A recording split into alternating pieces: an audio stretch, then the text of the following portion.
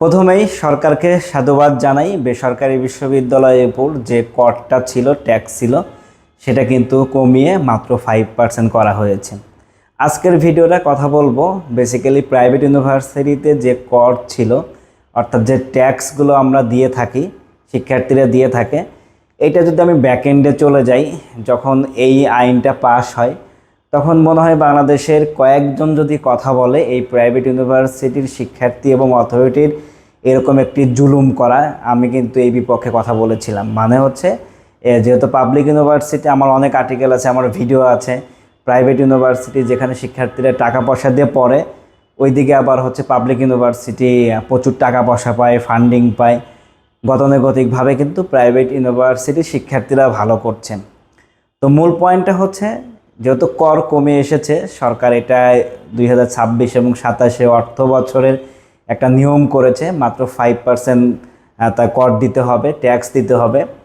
তো এখন private university যারা পরিচালনা করছেন, সবসময় বলে আসছে, অনেকে খারাপ লাগবে ভালো লাগবে, university business, private university business, এটা হচ্ছে আসলে বিজনেসই। এখানে ট্রাস্ট বলেন, এই বলেন, সেই বলেন। হ্যাঁ, কিছু ইউনিভার্সিটি তারা ট্রাস্টের মাধ্যমে চালাচ্ছেন, ফাউন্ডেশনের মাধ্যমে চালাচ্ছে, খরচের পরিমাণ কম, শিক্ষার্থীদের এডুকেশন দেওয়ার চেষ্টা করছে। আর কিছু ইউনিভার্সিটি তো খুবই হাই খরচ, বিশেষ করে লাস্ট 2 বছরের কথা যদি আমি বলি, প্রচুর পরিমাণ কিন্তু টিউশন ফি বাড়ানো হয়েছে।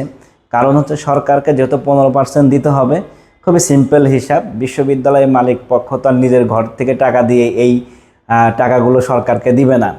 টাকাগুলো কই থেকে আসবে? শিক্ষার্থীরা হচ্ছে এটা পেমেন্ট করবে। এটাই বাস্তবতা, এটাই হয়ে আসছে।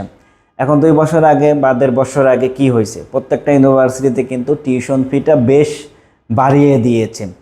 শিক্ষার্থীরাও কিন্তু পড়াশোনা করছে, কারণ দিন শেষে কিছুই করার নেই, করতে তো হবে। দিন শেষে আসলে আমাদের সাধারণ জনগণ বা মধ্যবিত্ত যারাই রয়েছে, তাদের ক্ষেত্রে কিন্তু বারে বারে আঘাতটা আসে। তো যেহেতু প্রাইভেট ইউনিভার্সিটিতে খুব সংখ্যক শিক্ষার্থী ভর্তি হয় না, বাট আস্তে আস্তে বাড়ছে।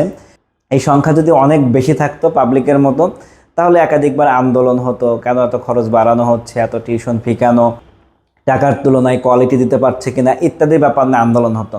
বাট প্রাইভেট ইউনিভার্সিটি শিক্ষার্থীরা আসলে এসব পছন্দ করে না, আন্দোলন পছন্দ করে না, হামলা মামলা এসব পছন্দ করে না, এই জন্য আসলে আন্দোলনে তারা যায় না।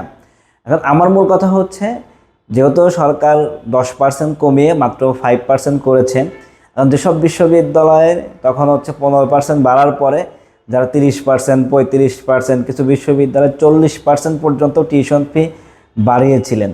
এখন কি আপনারা কি টিউশন ফি কমিয়েছেন বা কমানোর কোনো পরিকল্পনা রয়েছে?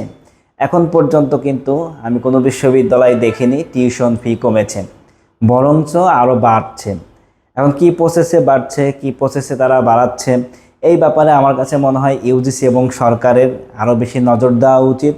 বিশ্ববিদ্যালয় থেকে কী পাচ্ছে, গবেষণার সুযোগ পাচ্ছে কিনা, দেশের বাইরে যাওয়ার সুযোগ পাচ্ছে কিনা, পড়াশোনার মান ভালো পাচ্ছে কিনা, এইসব ব্যাপারে সরকার বেশি নজর দেওয়ার উচিত আমি বলে মনে করি। বিশেষ করে ইউজিসিকে অনুরোধ করব। আর সমস্ত প্রাইভেট ইউনিভার্সিটির মালিক পক্ষ রয়েছেন, আপনারা অনেক বিশ্ববিদ্যালয় বেশ ভালো ফান্ড দিয়ে শিক্ষার্থী এবং শিক্ষার্থী এবং ফ্যাকাল্টিদের ইস্টাবলিশড করছেন, তারা ভালো ভালো প্রজেক্ট তৈরি করছে, আমরা সোশ্যাল মিডিয়াতে দেখছি, তাদের আমরা সাধুবাদ জানাই। আর যেসব বিশ্ববিদ্যালয় শুধুমাত্র বিজনেসের চিন্তা, বিজনেসের ভাবনা নিয়েই বিশ্ববিদ্যালয়গুলো পরিচালনা করছেন, তাদেরকে অনুরোধ করব ওই জায়গা থেকে বের হয়ে এসে আপনারা হচ্ছে শিক্ষার্থীর কথা ভাবুন।